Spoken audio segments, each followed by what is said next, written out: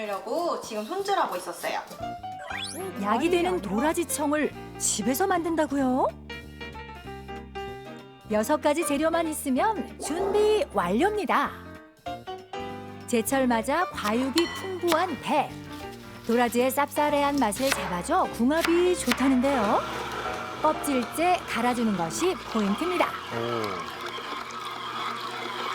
아무래도 배의 영양소를 충분히 섭취하고 싶어가지고 이렇게 껍질째 달고 있어요.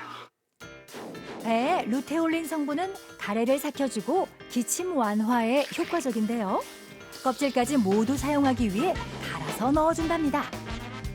깔때기를 사용하면 끈적임 없이 소분이 가능하다고요. 달콤 쌉쌀해서 냉장 맛있겠어요. 보관에 한 달 내에 건강에도 섭취하는 좋죠. 것이 좋답니다. 수제청 연구를 위해 작업실도 마련했다는 별주부. 작업실도 있어요. 이번엔 또 어떤 수제청을 만드는 꿀팁을 알려주는 걸까요? 그런데 서랍에서 꺼내는 건 과일이 아닌 것 같은데요? 이건 추억의 전통 과자 아닌가요? 뭐죠? 오란다의 바삭바삭한 식감과 레몬의 상큼함을 만나면 더 맛있겠죠? 아, 약불에 살짝 볶으면 조청이 녹아내리는데요. 이때 원하는 모양으로 다시 틀을 잡아줍니다. 조청이 다시 굳기 전에 꾹꾹 눌러주는 것이 포인트.